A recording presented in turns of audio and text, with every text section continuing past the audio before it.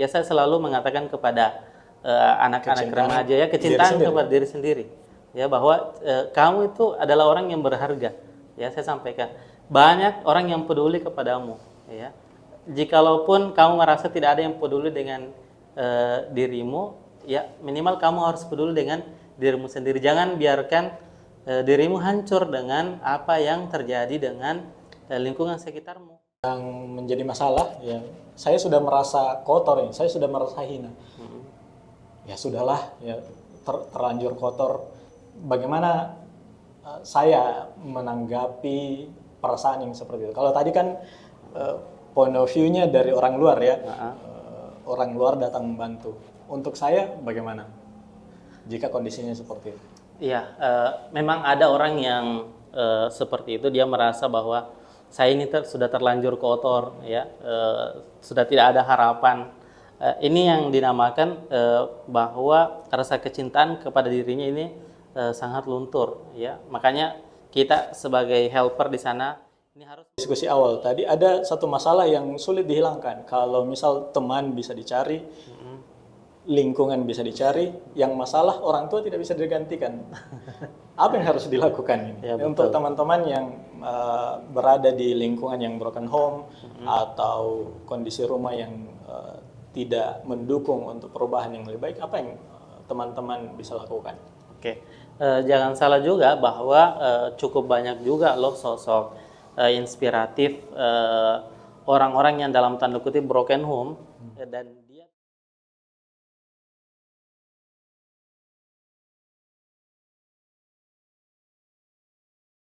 Wah, bismillah, salatu wassalamu ala rasulillah. Assalamualaikum teman-teman, kembali lagi bersama kita di channel kesayangan kita, Muslim Youth Channel, di mana kita akan membahas segala hal yang berkaitan tentang anak muda.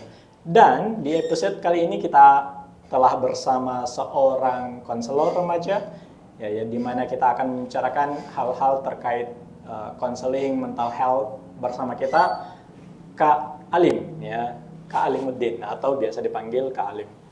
Oke, Bagaimana kesibukan Kak Alim? luar biasa. Luar biasa sibuk ya. Luar biasa sibuk, walaupun hanya satu tempat di sekolah saja, tapi lumayan menguras emosi, menguras tenaga, ya luar biasa. Memang masalah remaja kita sepelik itu ya, sampai menguras tenaga kita. Iya, luar biasa.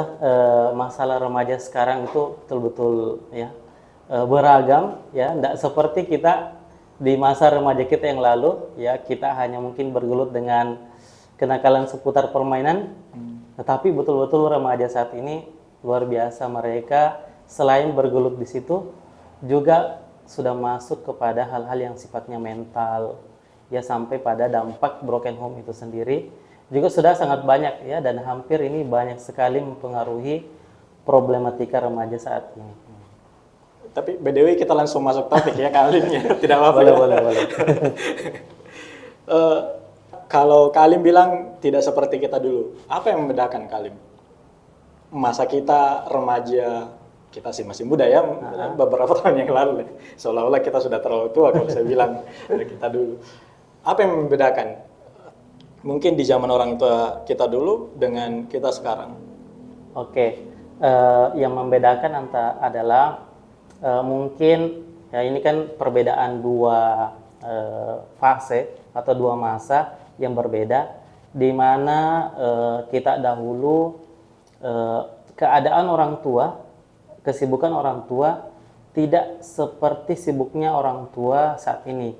Walaupun yang lalu mereka juga bekerja ya sama seperti sekarang, tetapi nampaknya sekarang orang tua itu memandang ini waktu ini time is money, ini waktu seperti uang, ini sangat banyak mengambil waktu mereka, sehingga pandangan mereka terhadap pendidikan anak ini kemudian yang bergeser, ya seolah-olah mereka hanya saya bekerja, saya berpenghasilan tinggi, ini sudah cukup untuk membahagiakan anak saya. Tugas saya sebagai orang tua adalah menyediakan uang yang sebanyak-banyaknya untuk anak. Karena uang adalah sumber kebahagiaan. Kalau saya punya uang, anak saya bahagia. bahagia. Padahal tidak semudah itu, tidak tidak seperti itu. Banyak hal yang dibutuhkan anak-anak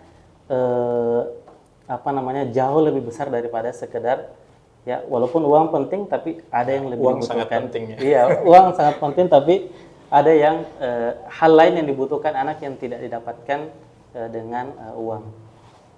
Sampai ya kalau anekdotnya sekarang Gen Z itu tidak semuanya broken home, tapi semuanya merasa broken home. Ya mungkin seperti itu ya, Ya. karena mereka tidak menemukan orang tua di rumah mereka. Betul.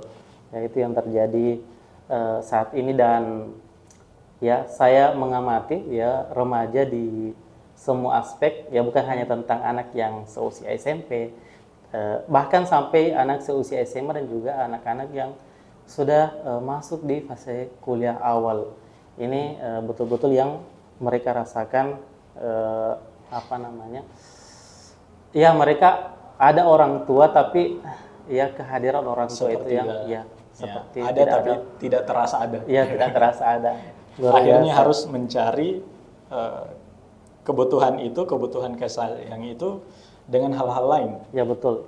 Mereka tidak mendapatkan pemenuhan kebutuhannya dari orang tuanya, sehingga mereka cenderung mencari sosok yang kurang lebih mirip, dan mereka mendapatkan itu dari hal lain atau orang lain. Nah, celakanya orang lain itu ternyata memiliki maksud yang kurang bagus. Hal ini yang membuat remaja kita atau anak muda kita lebih rentan terjatuh ke hal-hal yang buruk. Apa bisa disimpulkan seperti itu?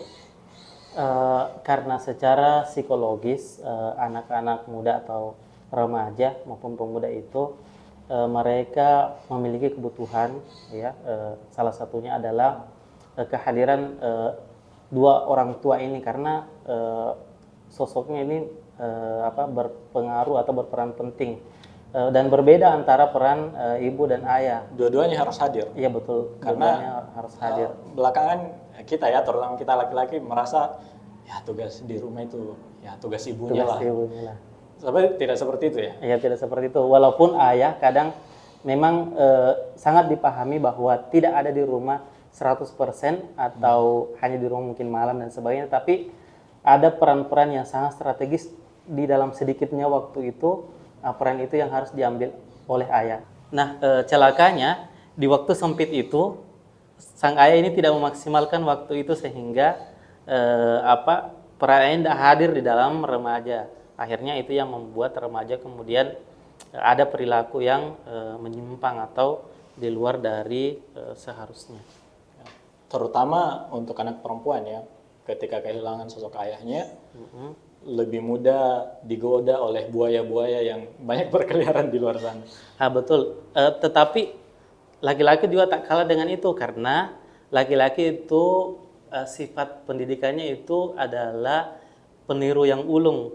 Jadi dia mengambil sosok inspirasi itu dari ayahnya. Jadi contoh ayahnya seperti itu, maka dia akan menjadi sosok yang seperti itu pula. Ya betul. Bisa jadi dia meniru ayahnya, tapi juga bisa jadi sifatnya berkebalikan dengan apa yang dia dapati dari ayahnya. Karena dia tidak suka kondisi di rumah, dia berkeinginan untuk tidak menjadi seperti itu. Iya betul. Ya, menjadi benci terhadap perilaku ayahnya. Berarti boleh dikatakan kondisi yang kita keluhkan sekarang ini, misal Gen Z, ya Gen Alpha, gara-gara kita dong. Gara-gara generasi milenial ini yang selalu protes. Ya, ternyata akar masalahnya dari mereka. Kan orang tua sekarang adalah generasi milenial. Iya betul. Gimana yang menggambarkan bahwa perbedaan fase ini, lonjakan teknologi yang pesatnya ini meningkat sangat deras, tidak diimbangi dengan persiapan orang tua untuk menyambut itu.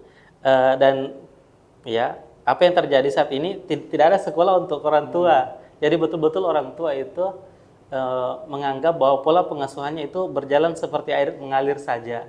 mereka tidak mempersiapkan waktu khusus untuk mempelajari hal tersebut, sehingga apa yang terjadi, dia menganggap bahwa apa yang dilakukan selama ini itu benar-benar benar atau normal saja, padahal ada banyak hal yang dia lewatkan dan baru ketahuan kalau sudah meledak, ya sudah meledak. Kalau sudah menjadi anak muda, Iya. sudah menjadi remaja, ya baru menangis-menangis. Apa yang terjadi? Apa yang salah dengan pola pendidikan saya ini? Akhirnya mereka datang ke guru mereka, guru anaknya, mengatakan saya sudah berusaha dengan maksimal tapi tidak, padahal pada saat baranya sudah mulai menyala, ini mereka tidak sadari. Akhirnya sekarang sudah terbakar, ya sudah meledak, baru kemudian mereka menyadari. Akhirnya ya boleh dikatakan sudah terlambat. Ya. Saya juga melihat kecenderungan ini orang tua kita sekarang tidak ingin disalahkan, ya, sehingga salahnya harus orang lain, apakah anaknya atau gurunya, pokoknya orang lain, bukan saya yang salah. Apa ini juga berpengaruh ya? Betul, nampaknya orang tua ini belum siap anaknya itu dianggap sebagai bermasalah. Kenapa? Karena pasti akan jatuh kepada dirinya, maksudnya pasti dia akan disalahkan oleh orang lain atau mungkin pasangannya, bahwa anaknya itu seperti itu karena ulah orang tuanya. Jadi betul-betul banyak orang tua yang tidak siap dengan hal tersebut, sehingga orang tua tidak cenderung mencarikan alternatif untuk mengobati anaknya. Kenapa? Akar masalahnya tidak ditemukan. Ya betul, ya tidak berusaha mencari apa sebenarnya masalah anak saya, karena dia tidak menyadari bahwa dia membutuhkan bantuan. Dia menganggap saya masih bisa, ya padahal sesungguhnya dia membutuhkan bantuan.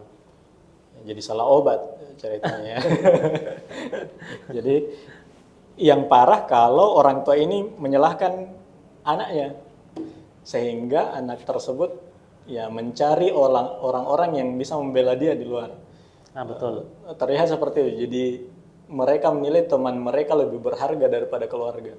Betul. Apalagi kalau kita melihat anak yang usia SMP, usia SMA, mereka kan pada dasarnya lebih senang dengan dunia sebayanya, lebih senang dengan rekan-rekannya. Apalagi dia tidak mendapatkan hal itu di rumahnya, ya. Pulang ke rumah yang mereka dapati hanya omelan dari kedua orang tuanya, ya akhirnya mereka cenderung tidak nyaman merasa di rumah. Dan makanya jangan heran kalau ada anak-anak yang seburuk apapun temannya, ya dia lihat temannya melakukan keburukan apapun, dia tetap merasa nyaman, dia tetap mau nongkrong satu circle dengan mereka. Kenapa? Karena anak itu merasa nyaman, teman saya ini mendengarkan saya. Walaupun awalnya dia merasa perkumpulan itu perkumpulan yang buruk, tapi karena kenyamanan didapatkan di sana. Betul. Ya, kenyamanan yang dia dapatkan di sana, dia ya ikut dengan aktivitas orang di sana, ya. Dan kalau ini terus-menerus terjadi, maka sistem moral ya anak itu akan bergeser. Sistem moral kan ini sistem antara benar dan salah. Ya, jadi standar kebenaran anak ini kemudian bergeser. Sudah berubah. Ya betul. Menganggap itu normal-normal saja. Yang orang tuanya coba bangun bertahun-tahun bisa berubah di waktu remaja. Bisa berubah. Di samping anak ini tidak mempunyai defense yang kuat, ya pertahanan diri yang kuat, kemudian sistem moral yang tidak terbangun dari rumahnya, sehingga apa yang dia dapatkan di dalam pergaulan remajanya, dia melihat kebanyakan orang melakukan itu, dan dia apalagi sifat anak remaja atau dewasa awal itu sangat khawatir ya dikucilkan dari rekan pergaulannya, ya sehingga mau tidak mau dia harus mengikut apa yang dia saksikan. Maka itulah yang menjadi kebenaran. Apapun kata orang, ini kebenaran saya. Ini kebenaran saya.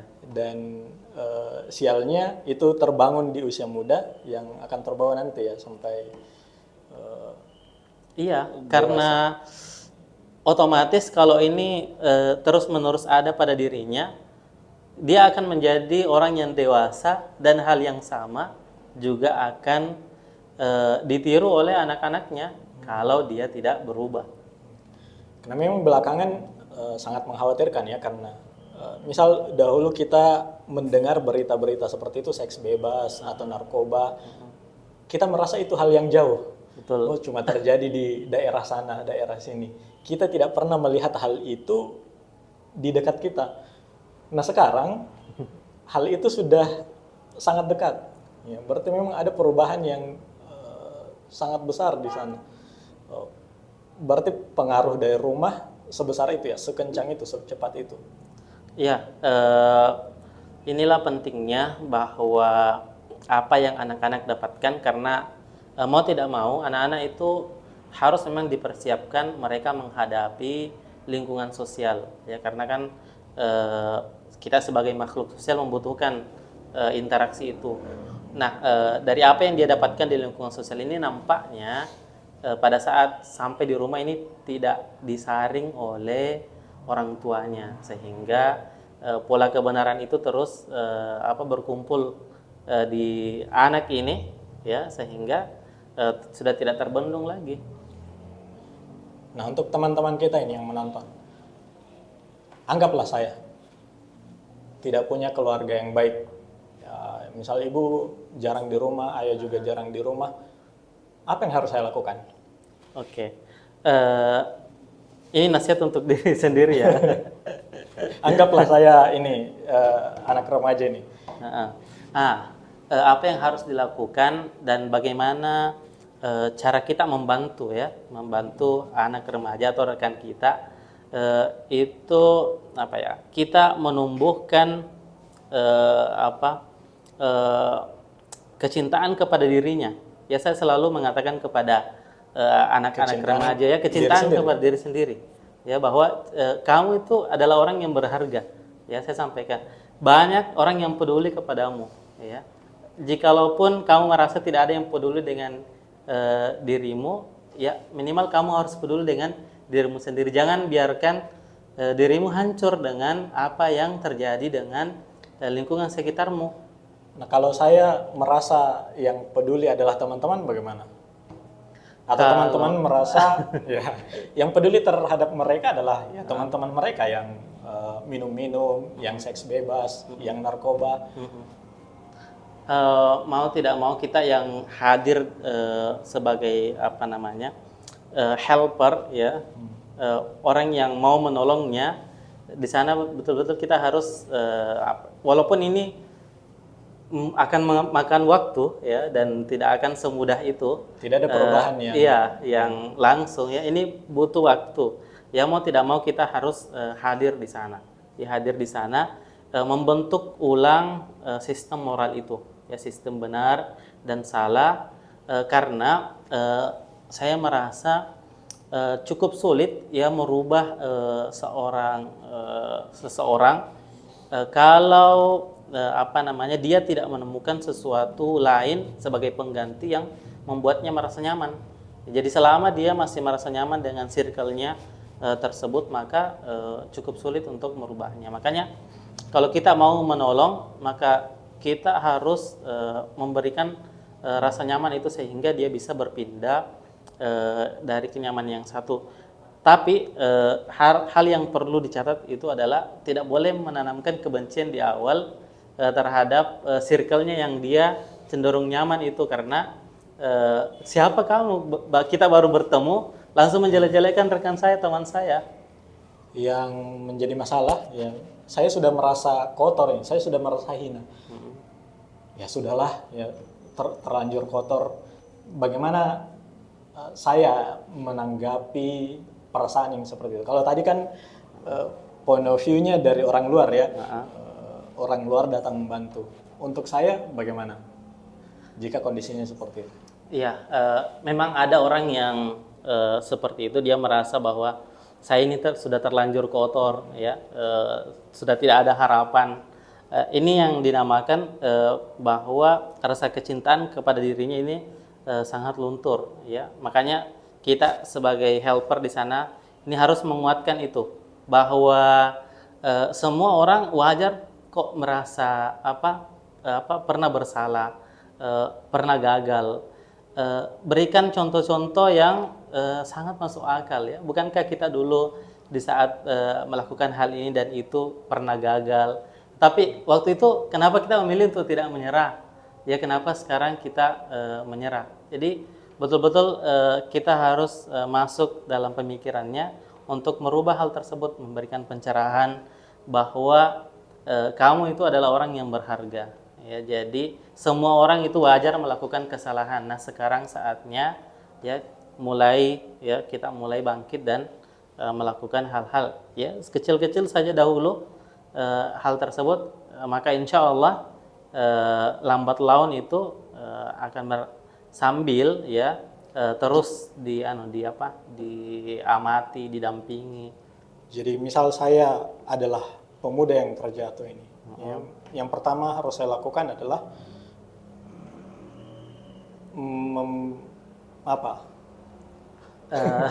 Kalau kita pemuda yang terjatuh itu ya anggaplah belum ada orang lain yang datang untuk membantu saya, tapi saya sudah punya sedikit cahaya, harusnya saya kembali. Tapi saya belum punya helper tadi ini, atau teman-teman yang merasa seperti itu. Apa yang harus dilakukan? Kalau kita sudah ada niat ya untuk ada titik balik, karena memang sebermasalah apapun kita pasti itu akan terbersit 1-2 waktu kita ingin ada titik balik. Nah kalau itu terjadi jangan bersendirian ya. Kalau kita merasa bersendirian dan tidak ada yang bisa menolong kita, maka ini yang membuat kita sulit untuk berubah. Tetapi coba cari sosok yang kita percaya bisa membantu kita. Makanya di sini kita betul-betul memang butuh orang yang bisa menolong kita. Jadi ketika perasaan itu hadir atau hidayah itu hadir, yang harus dilakukan adalah mencari orang atau lingkungan yang mendukung nyala api hidayah itu. Ya, mungkin betul. Seperti itu ya? Iya betul. Ini mungkin yang disebut konsep hijrah ya. Walaupun tidak 100% bisa langsung menghindarinya, tetapi kita kemudian berusaha mencari circle baru atau orang yang kita anggap, kita percaya bisa menolong kita, bisa membantu kita terhadap peliknya masalah yang saya hadapi. Tetapi betul-betul kita harus selektif juga, jangan sampai bahkan kita hijrah, kita hijrah kandang singa ya hijrah ke kandang harimau. Betul. Iya, masuk di tempat yang lebih berbahaya lagi. Ya mungkin analoginya seperti kisah yang membunuh 99 nyawa ya. Betul. Nasihatnya adalah ya ketika hidayah itu hadir harus mencari lingkungan baru, tempat yang baru, teman yang baru. Betul. Tanpa kalau saat ini walaupun dua masa itu sangat berbeda jauh, tetapi ini bisa diambil hikmahnya walaupun dengan penyesuaian-penyesuaian tertentu.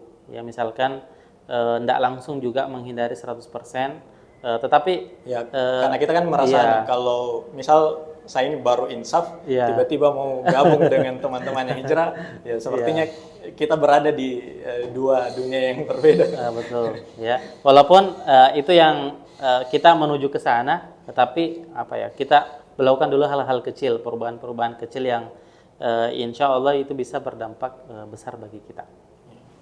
Mungkin bisa nonton video atau seperti itu ya? Iya, banyak hal yang bisa kita lakukan. Kita punya nonton gadget masing-masing. Ya betul ya. Salah satunya adalah nonton channel ini. Saya sudah mengikuti sejak awal ya, dan luar biasa. Terima kasih BDW.